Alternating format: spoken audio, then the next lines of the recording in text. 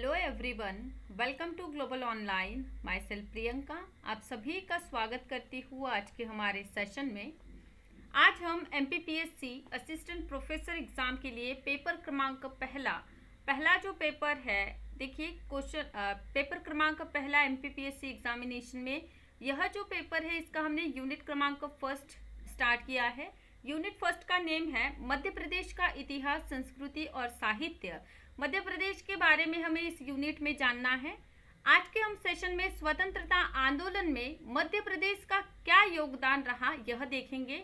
इसका अर्थ है कि 1857 की क्रांति जो हुई थी वहां से लेकर के हम देखेंगे कि भारत छोड़ो आंदोलन तक मध्य प्रदेश की क्या भूमिका रही। यह जो हमारा सेशन है 2 पार्ट में आएगा। यूनिट क्रमांक 1 का यह पहला लेक्चर है जिसके अंतर्गत हम स्वतंत्रता आंदोलन में मध्य प्रदेश की क्या भूमिका रही है, क्या योगदान रहा है, इसके बारे में अध्ययन करेंगे।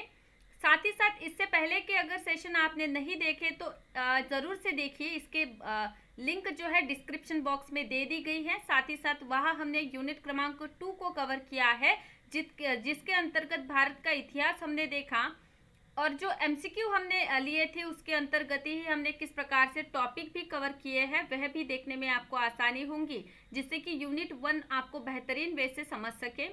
साथ ही साथ MPPSC पेपर 1 के लिए फुल सिलेबस नोट्स, साथ ही साथ फुल सिलेबस MCQ और आप सभी के प्रैक्टिस के लिए टेस्ट सीरीज भी अवेलेबल है। MPPSC पेपर 1 की कंप्लीट कोर्स की फीस मात्र 2000 है। नए बैच MPPSC एग्जाम के नए बैच को ज्वाइन करने के लिए यह ऑफिशियल नंबर आपको स्क्रीन पर विजिबल है। यह ऑफिशियल नंबर पे आपको कांटेक्ट करना है और MPPSC एग्जामिनेशन की न्यू बैच को जल्दी से ज्वाइन कर लेना है, जिससे कि आप बेहतरीन वे से इस एग्ज़ाम को टारगेट कर सकते हैं। साथ ही साथ आप global online app play store से डाउनलोड कीजिए। स्टोर ऑप्शन को सिलेक्ट करके MPPSC एग्जामिनेशन को सर्च कर लेना। कुछ इस प्रकार का इंटरफेस दिखाई देगा। कंटेंट के सेक्शन से आप सभी वीडियो लेक्चर्स देख सकते हैं और साथ ही साथ यह ऑफिशियल नंबर पे कांटेक्ट करके नए बैच को भी अपना नाम इनरोल कर सकते हैं।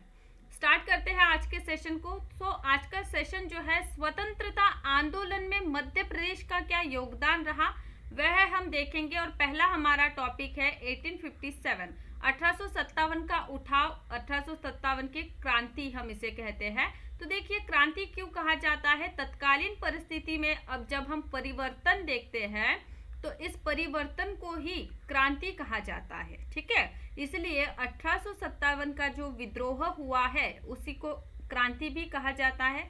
अभी देखिए कोई भी विद्रोह कह लीजिए या फिर क्रांति कह लीजिए है, यह आकस्मिक नहीं होता है। क्यों होता है? क्योंकि कुछ इसके रीजंस रहे होंगे, कुछ कारण रहे होंगे। तो 1857 की क्रांति के बहुत से रीजंस हमें देखने को मिलते हैं, जैसे कि लॉर्ड डलहौसी, इनके द्वारा बहुत से राज्यों में हड़प नीति या फिर दत्तक विधान को नामंजूर कर दिया गया था। लॉर्ड वेलेस्ली, इनको हम इतिहास में तैनाती फौज पद्धति के लिए जाने जाते हैं, जिसको हम सहायक संधि कहते हैं, ठीक है। अब ये देखिए सहायक संधि वेलेस्ली के द्वारा लागू की गई थी, क्योंकि हम देखते हैं कि तैनाती फौज पद्धति के अंतर्गत राज्य जो है पूर्णतः उसके अधीन, ब्रिटिश के अधीन हो गया था, है ना। यह कह लीजिए या फिर बहुत ज़्यादा टैक्सेस के प्रमाण बढ़ गए थे इस टाइम पीरियड पे, है ना। और जो भी हमारे देशी उद्योग थे इन सभी का रैश हमें देखने को मिलता है। सैनिक जो है उनको जोर जबरदस्ती से समुद्र पार करके युद्ध करने के लिए मजबूर किया जा रहा था। साथ ही साथ वर्ण भेद का भी उनको सामना करना पड़ता था।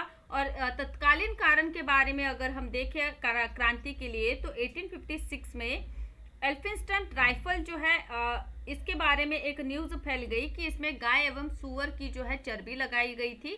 तो इन सभी कारणों से हम देखते हैं कि 1857 का उठाव होता है, ठीक है। तो इस उठाव के अंतर्गत मध्य प्रदेश की क्या भूमिका रही, मध्य प्रदेश का क्या ऐसा योगदान रहा इस क्रांति में, वह हम आज के सेशन में जानेंगे। चलिए तो देखिए हम देखते हैं कि मध्य प्रदेश में भी 1857 की क्रांति का असर देखने को मिला। बुंदेला शासक, इससे पहला का अगर आपने सेशन नहीं देखा है तो ज़रूर से देखिए, क्योंकि इसमें मैंने आपको बुंदेला वंश जो है जो राजवंश बुंदेला है, छत्रसाल बुंदेला है, इन सभी के बारे में मैंने इससे पहले के सेशन में MCQ के थ्रू कवर कराया है, ठीक है। तो हम देखते हैं कि बुंदेला जो है अंग्रेजों से पहले ही नाराज थे। इसलिए हम देखते हैं कि 1824 में जो है जवाहरलाल सिंह बुंदेला हो, नरहुत के मधुहर शाह हो, मदनपुर के गोंड मुखिया, दिल्ली शाह, इन सभी ने क्या कर दी, अंग्रेजों के खिलाफ एक प्रकार से हम कह सकते हैं बगावत कर दी थी। इस प्रकार हम देखते हैं कि सागर हो, दमोह हो, नरसिंहपुर से लेके जबलपुर, मंडला, होशंगाबाद, इन सारे क्षेत्र में क्या हो गया था, विद्रोह भड़क चुका था। लेकिन हम देखते हैं कि इसमें आपसी सामंजस्य नहीं था, आपसी एकता हमें देखने को नहीं मिलती। इन्हीं कारणों के वजह से अंग्रेजों ने जो है यह उठाव, यह विद्रोह जो है दबा दिया था। प्रथम स्वतंत्रता संग्राम है, हम 1857 के संग्राम को कहा जाता है। और बीडी सावरकर की हम देखते हैं कि भारत का प्रथम स्वतंत्रता संग्राम बीडी सावरकर ने कहा है ना। चलिए, साथ ही साथ हम देखते हैं यह उठाव मेरठ, कानपुर, लखनऊ, दिल्ली, बैराकपुर इत्यादि क्षेत्र में प्रथम स्वतंत्रता संग्राम देखने को मिलता है, जिसमें ग्वालियर की अगर हम बात करें तो तात्या तोपे एवं नाना साहेब पेशवा। देखिए, आपको पता होगा कि पेशवा जो है छत्रपति शाहू महाराज, इनके द्वारा जो है पेशवाओं को अधिकार दे दिए गए और बालाजी विश्वनाथ पहले पेशवा बनते हैं, इसके बाद बाजीराव प्रथम आते हैं, है ना। तो इसका अर्थ पेशवाओं का पद वंशानुगत हो जाता है। लेकिन हम देखते हैं तृतीय आंग्ल मराठा युद्ध, अब यह जो तृतीय आंग्ल मराठा युद्ध हुआ था 1817 से लेके 1818 तक हुआ था, ठीक है। तो इसमें हम क्या देखते हैं कि जो नेतृत्व करता है पेशवाओं के, बाजीराव सेकंड होते हैं, बाजीराव द्वितीय होते हैं, इनका पराभव हो जाता है। साथ ही साथ हम देखते हैं कि इनको जो है पेंशन भोगी बना दिया जाता है और कानपुर के बिठूर में, है ना, इनको शरण दे दिया जाता है। लेकिन बाद के टाइम पीरियड में हम देखते हैं कि बाजीराव द्वितीय के दत्तक पुत्र होते हैं नाना साहेब, इनको धोंडो पंत के नाम से भी जाना जाता है ना। इन्होंने नाना साहेब पेशवा के संदेशवाहक ग्वालियर, इंदौर, महू, नीमच, मंदसौर, जबलपुर, सागर, दमोह, भोपाल, सीहोर एवं विद्या क्षेत्र में घूम घूमकर यह जो विद्रोह है इसका उल्लेख कर रहे थे, या फिर विद्रोह के लिए लोगों को जागरूक करने का कार्य कर रहे थे। साथ ही साथ स्थानिक राजा हो, नवाबों के साथ अंग्रेजी छावनी हिंदुस्तानी सिपाहियों के संपर्क में थी। और देखिए, 1857 की क्रांति का प्रतीक कमल और रोटी था, ठीक है। साथ ही साथ हम देखते हैं कि 3 जून 1857 में नीमच, माने कि मध्य प्रदेश की नीमच से यह उठाव जो है भड़क उठा था। इसलिए इससे पहले के एमसीक्यू में भी हमने यह टॉपिक जो है कवर किया हुआ था। इसका अर्थ मध्य प्रदेश की नीमच से यह क्या हुआ था, उठाव जो है स्टार्ट हुआ था। मंदसौर में भी इसी का प्रमाण देखने को मिलता है। और साथ ही साथ 14 जून ग्वालियर छावनी के सैनिकों ने भी हथियार उठा लिए थे, ओके। साथ ही साथ हम देखते हैं कि इस तरह से संपूर्ण यह जो उठाव है फैलने लगा। तात्या टोपे, रानी लक्ष्मीबाई, है ना, इन्होंने ग्वालियर जीता महाराज सिंधिया से भागकर आगरा में शरण लेने के लिए कहा, है ना। 1 जुलाई 1857 को शहादत खान के नेतृत्व में होलकर नरेश ने सेना की छावनी रेसिडेंसी पर हमला कर दिया। इसका अर्थ होलकरों ने भी क्या किया था, इसका उठाव में सहभागी हुए थे। साथ ही साथ भोपाल की बेगम ने अंग्रेजों के संरक्षण दिया था। अभी देखिए, भोपाल की जो बेगम थी, इन्होंने अंग्रेजों को इस उठाव में शरण देते हुए हमको देखने को मिलते हैं। अजमेरा के राव बख्तावर सिंह थे, इन्होंने भी विद्रोह किया और धार आदि क्षेत्र में विद्रोह ने क्या कर लिया, कब्जा कर लिया। मऊ की सेना भी अंग्रेजी अधिकारियों को मार भगाया। तो इस प्रकार से हम देखते हैं कि सभी क्षेत्र को क्या कर रहे थे, यह कैप्चर कर रहे थे, ठीक है। मंडलेश्वर, सेंधवा, अडवाणी आदि क्षेत्र में क्रांति का नेतृत्व भीमा नायक ने किया था। आदत खान महू, इंदौर को सैनिकों के साथ लेकर दिल्ली गए। अभी देखिए, 1857 में जो उठाव होता है, ठीक है, यह उठाव देखिए इस टाइम पे हम देखते हैं कि मुगल सम्राट बहादुर शाह द्वितीय या फिर बहादुर शाह जफर के नाम से इतिहास में यह हम इनको जानते हैं। तो बहादुर शाह जो है, ठीक है, यह अंतिम मुगल शासक थे। इनको क्या कहा जाता है, सभी विद्रोह ने इनको नेता मान लिया था अपना, ठीक है।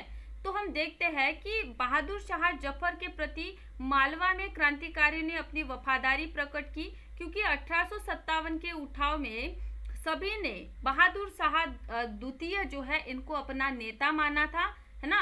इसलिए हम देखते हैं कि इनके प्रति वफादारी प्रस्तुत की गई। साथ ही साथ सागर, जबलपुर और शाहगढ़ भी क्रांतिकारियों के केंद्र थे। ओके। साथ ही साथ नरसिंहपुर में मेहरबान सिंह ने अंग्रेजों को खदेड़ा। मंडला में रामगढ़ की रानी ने विद्रोह की। इस प्रकार से हम देखते हैं कि सभी क्षेत्र में क्रांतिकारियों ने एक दूसरे को साथ दिया, लेकिन अंग्रेजों ने यह विद्रोह जो है सफलतापूर्वक दबा दिया था। मध्य प्रदेश में क्रांतिकारियों की आपसी तालमेल का हमें अभाव देखने को मिलता है। इसी के कारण अंग्रेजों ने इस उठाव को जो है ना दबा दिया था। अब क्या होता है, मध्य प्रदेश में 1906 में जो है जबलपुर अधिवेशन होता है, जिसमें पंडित रविशंकर शुक्ल और डॉक्टर राघवेंद्र हरि सिंह गौर आदि सक्रिय कांग्रेसी सदस्य थे। 1906 में जो है जबलपुर में एक अधिवेशन भरता है इंडियन नेशनल कांग्रेस का, और 1907 में जबलपुर में क्रांतिकारी दल का गठन कर दिया जाता है, जिसमें पंडित माखनलाल चतुर्वेदी अपने समाचार पत्र कर्मवीर के माध्यम से राष्ट्रीय चेतना के विकास में योगदान दे रहे थे। इसका अर्थ 1906 में क्या होता है, इंडियन नेशनल कांग्रेस का अधिवेशन भरता है। साथ ही साथ हम देखते हैं कि 1907 में जो है क्रांतिकारी दल का गठन जबलपुर में किया जाता है। ठीक है, तो यह जो दल है इसके लिए कर्मवीर नामक न्यूज़पेपर चलाया जाता है, जिसके माध्यम से क्या हो सके, राष्ट्रीय चेतना को जगाया जा सके। साथ ही साथ यह टाइम पीरियड पे अब हम आ गए थे 1920 के, तो महात्मा गांधी जी 1915 में जो है राजनीति में आ गए थे, है ना, भारत वापस आ गए थे। तो हम देखते हैं कि महात्मा गांधी ने असहयोग और खिलाफत आंदोलन की घोषणा 1920 में की। अभी देखिए 1920 में असहयोग आंदोलन माने कि अंग्रेजों को सहयोग न करना, इस प्रकार का आंदोलन शुरू होता है। ओके, तो इसमें देखिए खिलाफत मूवमेंट जो है इसको भी जोड़ दिया जाता है, क्योंकि पहला जो विश्व युद्ध होता है उसके बाद तुर्की जो है इसका एक प्रकार से अपमान हुआ है, इसलिए भारत में रहने वाली जो मुस्लिम लोग हैं यह क्या करते हैं, मिलकर माने असहयोग आंदोलन और खिलाफत मूवमेंट जो है साथ ही शुरू होती है। तो हम देखते हैं कि प्रभाकर डुंडीराज जाटव अब्दुल जफ्फार खान खिलाफत आंदोलन में संगठित किया। 1946 में सिवनी सत्याग्रह में वास्तविक स्वतंत्रता संग्राम जो है शुरू होता है। तो जबलपुर में झंडा सत्याग्रह क्या है, तो देखिए जबलपुर का झंडा सत्याग्रह 1923 में स्टार्ट होता है। अब देखिए जबलपुर झंडा सत्याग्रह की नींव पड़ी, क्यों पड़ी, तो असहयोग आंदोलन हम देखते हैं कि 1920 में असहकार या फिर असहयोग आंदोलन स्टार्ट हो जाता है। इसी सिलसिले में हम देखते हैं कि अजमल खान कांग्रेसी नेताओं को लेकर जो है ना जबलपुर में नगर पालिका भवन यहाँ पर तिरंगा फहराते हैं, माने कि यहाँ क्या करेंगे, हम लोग तिरंगा फहराएंगे। इस प्रकार की यह क्या करते हैं, रणनीति कांग्रेसी सहयोगी जो है वह बनाते हैं। लेकिन यहाँ हम देखते हैं कि पुलिस कमिश्नर क्या करते हैं कि तिरंगा को उतरवाकर पैरों तले उसको कुचला जाता है। साथ ही इस अपमान के विरुद्ध में पंडित सुंदरलाल, रघुनाथ मोदी, सुभद्रा कुमारी चौहान, लक्ष्मण सिंह चौहान, नरहरि अग्रवाल आदि क्या करते हैं, जुलूस निकालते हैं। क्योंकि देखिए क्या होता है, असहयोग आंदोलन के सिलसिले में अजमल खान जो है कांग्रेसी नेता जबलपुर आते हैं और प्लान किया जाता है कि जबलपुर नगर पालिका जो है इस भवन पे अभी क्या होगा, हम तिरंगा लगाएंगे। लेकिन यहाँ पर जो है ना पुलिस कर्मचारी क्या करता है, तिरंगा को कुचलता है। इसी के परिणाम स्वरूप हम देखते हैं कि जुलूस निकाला जाता है, जिन्हें पुलिसकर्मी जो है जिन्हें पुलिस रोक देते हैं। लेकिन दूसरे विक्टोरिया टाउन हॉल में झंडा फहराया गया। यह कार्य जो है दमोह निवासी प्रेमचंद्र जैन उस्ताद ने किया था। इसी से प्रेरित होकर कांग्रेस जो है अपना नेक्स्ट अधिवेशन कहाँ पर लेती है, तो नागपुर को चुना गया था। तो इसी प्रकार से आज के सेशन में हमने किस प्रकार से यूनिट क्रमांक 1 का पहला टॉपिक है इसको कवर कर लिया है। यहाँ से भी बहुत से क्वेश्चन जो है एग्जामिनेशन में पूछे जाते हैं। तो सेशन को इसी प्रकार से देखते रहिए। सेशन को लाइक करना है, शेयर भी करना है, साथ ही साथ इसका पार्ट 2 मैं आपको कल के सेशन में पढ़ाऊंगी। Thank you so much. इसी प्रकार से सेशन को देखते रहिए।